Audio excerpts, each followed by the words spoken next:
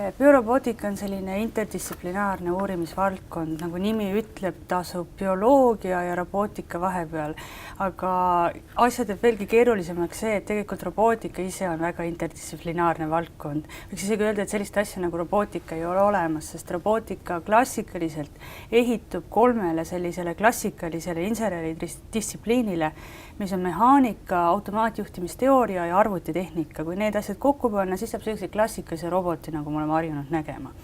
Ja bioloogia seal kõrval tähendab siis seda, et me saame sellise roboti, nagu me ei ole harjunud nägema. Ja me saame roboti, mis on inspireeritud elusolenditest selle asemel, et olla selline inseneride enda mõttevälgatus ja uurimistöö tulemus. Sest kui me robotitest räägime ja mõtleme, kujutame ette ju midagi sellist kohmakat ja kandilist ja tugevat, te teete siin hoopis teistsuguseid roboteid. Kui te lastel lasete joonistada näiteks roboti, ütlete lapsele, et ole hea, joonista mulle robot, siis 90% tõenäosusega ta joonistab sulle sellise pea ja 2 käe ja 2 jalaga eluka. Ja enamasti, kui vaadata selliseid roboteid, mis päriselt on olemas, siis võib-olla see Honda Simo robot, mis 2 jalaga käib ja alati presidente tervitab, on kõige rohkem selle laste ettekujutuse moodi, milline robot peab olema. Ehk võib ka teisipidi vaadata, et see Honda robot on tehtud just selleks, et vastata sellele inimestele ettekujutusele. Inimestel on selline arvamus, et robot peab olema selline ja firmad siis täpselt teevad, et nii-öelda tarbijate nõudlusele vastu tulla. Ise küsimus on see, et kas see on kõige parem tüüp robotid ja kas me just tegelikult sellist tüüpi robotid vajame, aga meil endal on selline mentaalne ettekujutus, et vot robot peab just selline olema. Millised robotid teie teete? Robotid, mida meie teeme, on erinevad klassikalistest robotitest selles mõttes, et nad ei ole kõvad, vaid nad on pehmed ja painduvad. Ehk siis meie teeme pehmeid roboteid. Tavalised inimesed ei kujuta ette, et robot on mingisugune pehme, karvane või nätske asi, aga Biorobootika Keskuse kompetents väga palju on füüsikas ja mehaanikas ja arvutitehnikas just selle osa peal, mis puudutab pehmete kehade mõõtmist, modelleerimist, arvutamist. Ehk me siis tegeleme selliste kehadega, selliste materjalidega, mis on nätsked või kleepuvad või painduvad või voolavad või tilguvad või hüppavad ringi, venivad kuidagi. Ja me üritame nende füüsikast aru saada, me üritame seda modelleerida ja nüüd, kui tuleb inseneriteaduste juurde, siis me üritame seda juhtida. Ehk see tähendab siis seda, et panna seda tööle, panna teda liikuma täpselt nii, nagu meie tahame. Kus kohas siis bioloogia mängu tuleb? Kui vaadata ringi enda ümber elus loodusesse, siis paljudel robotitel ei ole üldse kui vaadata enda ümber ringi elus looduses, siis paljudel loomadel ei ole üldse jäikasid osasid, ehk siis luid isegi. Eriti näiteks alveloomadel paljud elavad üldse igasuguseid jäiku selliseid skelette omamata. Ja meil küll on jäigaskeletid, aga kui vaadata selle jäigaskeleti peale, mis on kinnitatud, siis on just sellised pehmed ja painduvad osad. Ja miks seda vaja on, et me pole ainult sellised skeletikubud, miks seda kõike ümber meid maja on, selle üle võib vaielda, et miks evolutsiooniliselt me just selliseks oleme arenenud, et me ei ole sellised raudkolakad näiteks. Aga üks funktsioon, mis ilmselt on sellel meie lihaskonnal ja meie rasvkoel ja kõigel selle ümber on see, et ta teeb meie liikumise sujuvamaks ja ta aitab meil juba mehaanikas või füüsikas kehaliselt juhtimist, meie keha juhtimist lihtsamaks teha. Sellest on võib-olla raske aru saada alguses, kuidas see toimub, aga näiteks kui me jookseme, siis meie jalgadel on kõõlused, meie jalgadel on lihased, meie jalgadel on sidemed, mis neid omavahel kõik ühendavad. Ja kui me näiteks jookseme, siis kõõlus meie jalal toimub selliselt, et ta salvestab energiat ja siis laseb selle energia lahti. Sellepärast on meil väga hea näiteks teatud sagedusega joosta, sest sellepärast on meie energia tarve minimaalne sellisel juhul. Ja miks neid lihaseid vaja on? Tavaliselt inimesed ei mõtle sellele, inimesed arvavad, et lihaseid on vaja selleks, et ennast käima hoida, et selleks liikuda. Tegelikult inimesel on vaja lihaseid selleks, et pidurdada.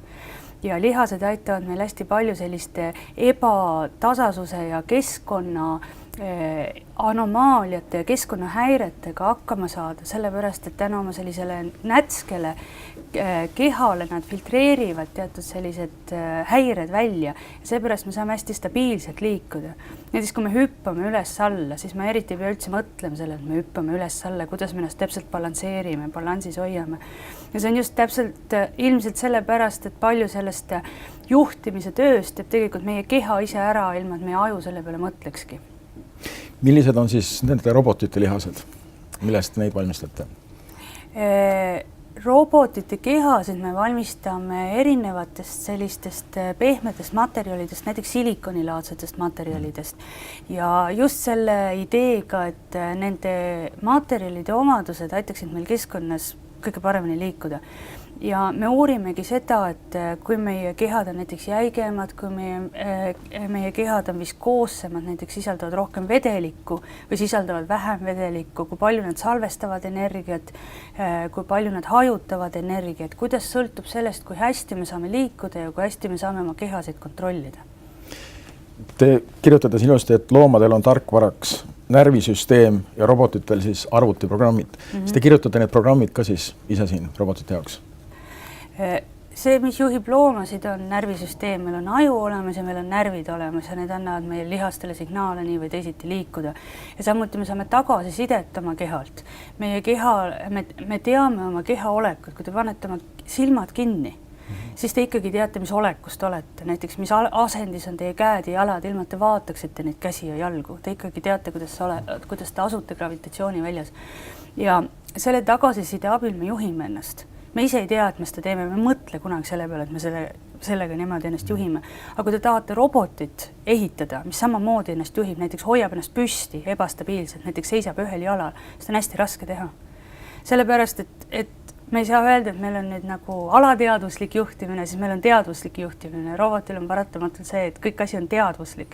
Ja kui see teadvus tuleb, selle paneb see sama teadlane või insener peab sinna roboti sisse panema.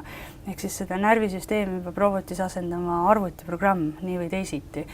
Ja loomulikult on erinevad teooriad, kuidas saab robotit paremaid juhtida, kuidas neid programme kirjutada, aga mis meid huvitab, on just see, et kui lihtsaks me saame need programmid teha. Kas me saaksime minna sama lihtsalt nagu inimene on, et teatud ülesanded on meil nii lihtne teha, näiteks ennast püsti hoida või käia või midagi haarata, et me üldse ei mõtlegi sellele. Ja vastupidi, kogu oma selle arvutusliku energia või arvutusliku võimsuse me saaksime panna mingisuguste muude ülesannete lahendamisele samal ajal, näiteks lugeda ajalehte või rääkida kellegiga juttu või mida iganes. Aga huvitav, kelle jaoks te neid roboteid teete? Tegelikult me teeme neid robotid kahel põhjusel. Üks põhjus on see, et robootika paratamatult on rakendusteadus, igatahes ja see on inseneriteadus ja me oleme uhked selle üle, et me oleme insenerid, sest insenerid teevad midagi, mis peaksid inimestele kasulikud olema. Asju, mis peaksid inimestele kasulikud olema. Ja miks me selliseid roboteid teeme? Just sellepärast, et me tahaksime uurida, kas robotid on võimalik teha lihtsamalt, kui me muudame seda teooriat või muudame seda tavalist viisi, kuidas roboteid ehitada. Äkki sellega me saaksime ehitada robotid, mis on lihtsamad, tarbivad vähem energiat, on lihtsamini juhitavad, on ohutumad inimestele näiteks, kui see, mis me oleme siiamaani teinud. Teine põhjus, miks me selliseid roboteid teeme, bioroboteid nii-öelda, on see, et tavaliselt alati räägitakse või inimesed mõtlevad niimoodi, et teaduses avastatakse midagi ja siis insenerid rakendavad neid, ehk siis teadlased avastavad, insenerid leiutavad ja tavaliselt kõigepealt tuleb avastus ja siis pärast tuleb leiutis ja see leiutis, kui meil hästi läheb, siis muutub millestki, millest inimkonnal kunagi kasu on. Kõigepealt avastatakse raadiolaivleed, siis leiutatakse radarit saab millekski kasutada, väga tore.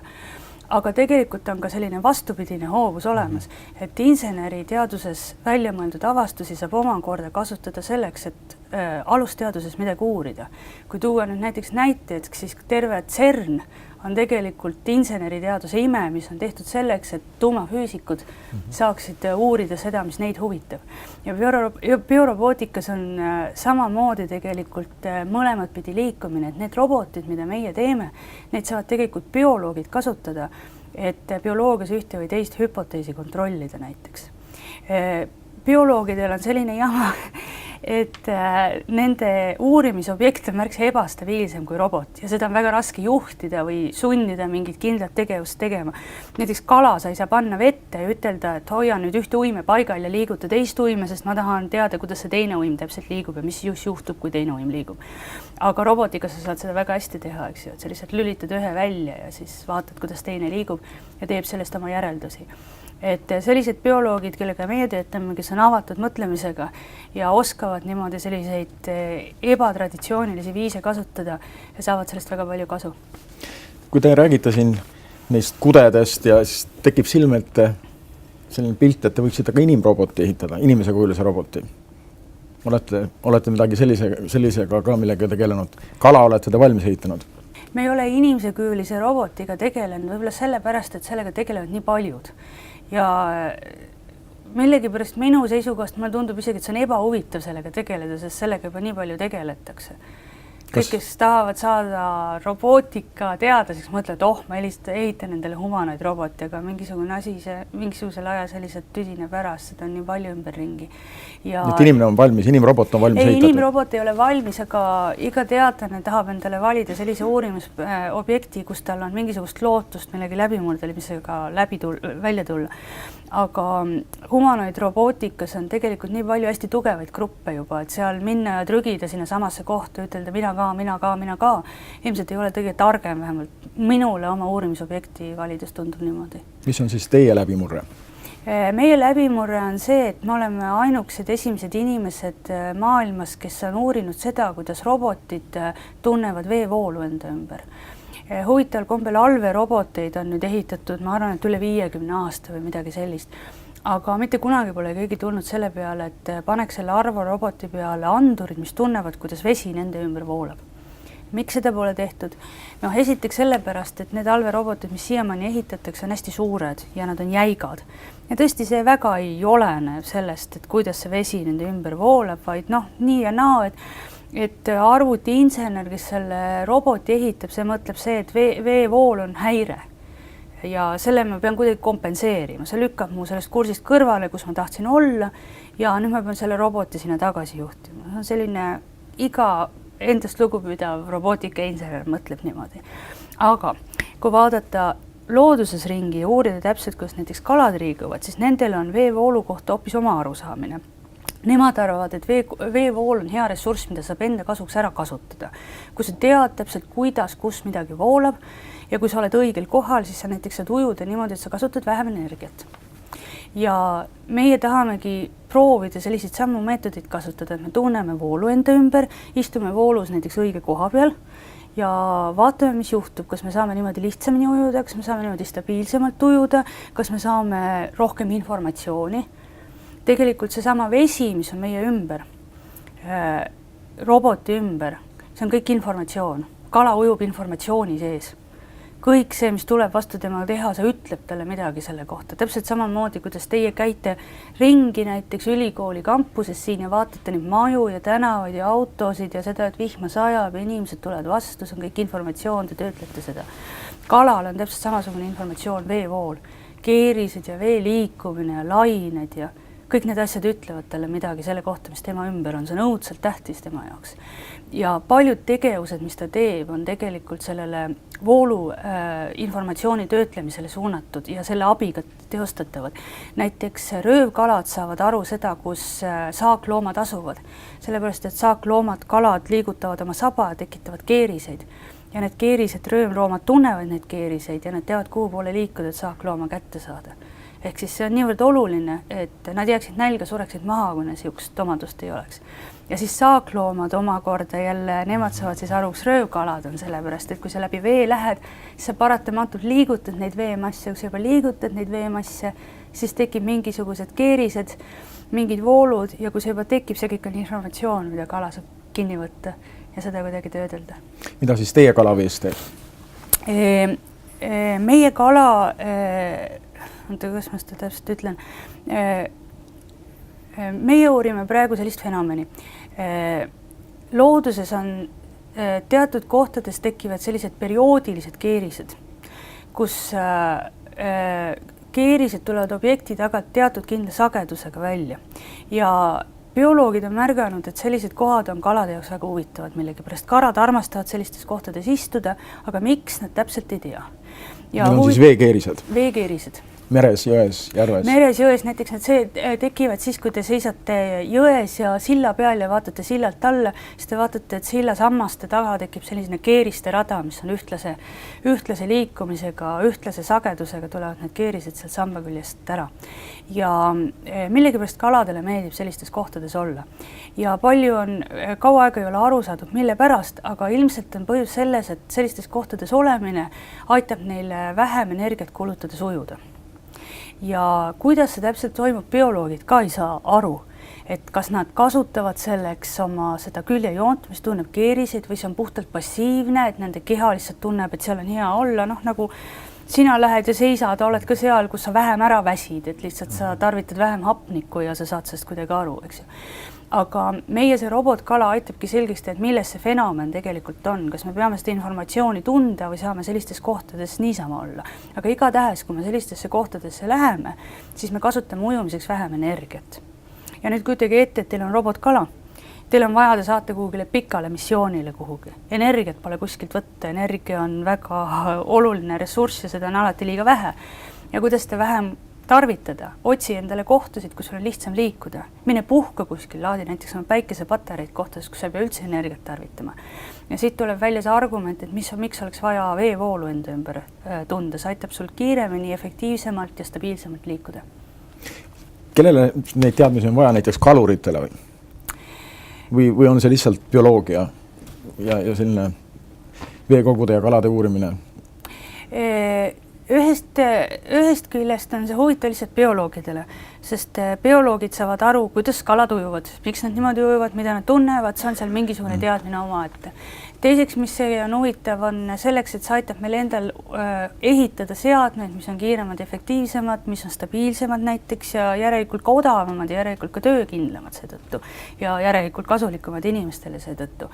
Aga kolmandaks see võib-olla annab meile ka võimaluse sellistele üldistele filosoofilistele küsimustele vastata, mis inimesi paratamatult mingisugusel ajal huvitavad. Ehk inimesi on alati huvitanud see, et mis osa on meie kehal ja mis osa on meie mõistusel. Kas me saaksime niimoodi teha, et võtame keha üldse ära, meil oleks ainult mõistus, kas me niimoodi saaksime olemas olla ja eksisteerida või siis vastupidi, et kui meil oleks ainult keha ja mõistus ei ole, mis me sellisel juhul saame teha või mis on nagu ühe või teise olulisus siis meie eksistentsi juures või mis on primaarne, kas vaim või kehalisus. Ja uurides seda, et kuidas me saame liikuda minimaalse energiatarvega, minimaalse juhtimisega, lihtsalt sellepärast, et meil on keha olemas, annab tegelikult hästi huvitavaid vastuseid siin. Me võime ka näiteks surnud kala ujuma panna üles voolu teatud ajaks, sellepärast, et tema keha on lihtsalt niimoodi tehtud, et keerised hakkavad teda edasi liigutama. Ja see näitab meile, et tegelikult see, milliseks meie kehad on disainitud, on väga-väga oluline. Kui me ei elaks mitte maal või elaksime näiteks kuu peal, siis tõenäoliselt meie lihased, meie kõõlused, meie luud oleksid mingisuguse teiste materjali omadustega. Ma olen sellest hästi kindel. Kuu peal oleks evolutsioon meil teistsuguseks arendanud. Just sellepärast, et siis peab meie aju vähem tööd tegema ja me saame seda juhtimist nagu kehale niimoodi allhanke korras välja anda. Et mine tegele sellega, ma ei taha selle peale mõelda. Kui ma seisan püsti, siis võib-olla mitte ükski neuron ei tulista minu kehas või mõni üksik võib-olla, sellepärast, et minu keha omadused ise tegelevad sellega, et selliseid talumisi funktsioone täita. Te kirjutate siin, et kala ei ole enamuse inimeste arvates eriti tark loom, aga samas selles keerulises keskkonnas vees ellujäämiseks peab tal siiski mingisugune tarkus olema. Me ei mõtle kala ajust tavaliselt, kui me kaladest räägime. Kala ei ole eriti tark loom, inimesed arvavad, et kala on suhteliselt rumal, ja? Aga samas, kui võtta näiteks kalarobot ja üritada seda juhtida, siis sul peab olema vähemalt doktorikraad automaatjuhtimisteoorias, füüsikas või kuskil, et üldse kujutada ette, mismoodi selline ebastabiilne olevus nii ebastabiilses keskkonnas liikuda saab. Ja isegi kõige targemad inimesed ei suuda seda järgi teha. Et on ometi kala suudab ja tema aju ei ole eriti suur. Ja siit lähebki küsimus sellesse, et äkki see ei olegi ajus, et ta suudab, vaid äkki ongi selles asi, kuidas ta tehtud on, kuidas tema keha tehtud on. Ta ei peagi üldse mõtlema, ta on iseenese stabiilne juba vees. Ja üks hüpotees, millega me üritamegi tegeleda siin ja sellele vastust leida on, kui stabiilne, kui hästi me suudame ujuda ka siis, kui me ennast üldse juhi või minimaalselt juhime. Kui väikeseks me saame oma aju teha, et me siiski suudaksime midagi mõistlikku ellu jääda sellises keskkonnas. Sest vesi on ju nii ebastabiilne keskkond, et midagi ebastabiilsemat on raske ette kujutada. Nii et ühelt poolt on huvitav, et kala ei ole eriti tark loom, aga mulle tuleb meelde arhitekt Frank Gehry väide, et kala on kõige võib-olla kõige ilusam loom või olend, kõige voolujoonelisem. Tema paljud skulptuurid on kalaskulptuurid, ta ütleb, et kala välimus ja kala keha on just nagu täiuslik, et seal vees siis ellu jääda. Kalu on tegelikult 30 000 erinevat liiki ja kui hakata vaatama neid erinevaid liiki, siis nad kõik on oma sellele ökosüsteemile kohastanud, neil kõikidel on mingisugused erinevused. Aga nüüd, kui hakata vaatama jälle evolutsioonilisest perspektiivist, siis tegelikult meie disainis on väga palju järel seda, mis meis oli siis, kui me veel vees elasime. Ja tõenäoliselt on ka üsna palju ülearust tegelikult ja me oleme harjunud endast mõtlema, et me oleme see looduse tipp ja see lõppeesmärk, milleni evolutsioon on jõudnud, aga tõenäoliselt meil on selliseid atribuute järel, mida me ei vajaks, mis peaksid olema. Me peaksime olema tegelikult hoopis teisiti disainitud, et maa peal elada. Me oleme sellised just sellepärast, et me oleme kunagi kalad olnud. Huvitav. Aga kuidas te üldse kalade juurde tulite? Te ütlesite, et te olete ainsad inimesed teadusmaailmas, kes selliseid kalu ehitavad. Kuidas selle niši te enda jaoks avastasite? Mul oli doktorant, kes oli huvitatud talverobootikast ja mina ütlesin, et teeme siis midagi. Aga talverobootika on selline asi, et ma soovitan kõikidel inimestel tegeleda millegi muuga ausalt öeldes. Sest vaadake, vee all midagi ehitada on 10 korda raskem kui ehitada õhus. Mina arvan, et isegi kosmoses asju ehitada on lihtsam, sest vähemalt midagi ei leki ja vett ei lähe sisse. Talverobootika kõige suurem probleem on vesi. Vesi tuleb igalt poolt sisse ja need inimesed, kes teevad talvetöid, teavad, mida see tegelikult tähendab. Kui te tahaksite samasuguse roboti ehitada, mis töötaks maa peal, siis teil kuluks 10 korda vähem ressursse selleks umbeks. Nii palju lihtsam on neid asju teha, aga midagi katki ei lähe. Aga vee alla neid panna niimoodi, et nad seal korralikult liiguvad, on päris raske. Aga kui me olime sellega siis kaua aega tegelenud, siis me avastasime, et meil on tegelikult väga suur kompetents juba sellel alal, et puhtalt see metoodika siis on olemas, me teame, kuidas neid asju teha. Ja et selle teadmiste hulgaga me saaksime minna nüüd mingisugust teadusprobleemi lahendama. Teadusprobleemi on 2 osa, seal on probleemi püstitus, mis millegi pärast on huvitav, vajalik, oluline ja teiselt poolt on metoodika, sa pead mingid meetodid valdama. Ja mingisugusel hetkel meile tundus, et me valdame väga hästi juhuslikult seda meetodit, mis just puutub, kui meil on vaja eksperimentaalselt vedelikega tegeleda ja vee all midagi ehitada. Ja siis me panime 2 asja kokku, oma huvid, teadushuvid, mis on paljus sellises arvutuslikus morfoloogias, ehk just see, kuidas kehad ennast ise juhivad või kuidas neid kõige vähem juhtida. Ja teisest küljest kogu see metoodika, mis meil on, et me oskame tegeleda eksperimentaalse vedelike dünaamika ja alverobootika.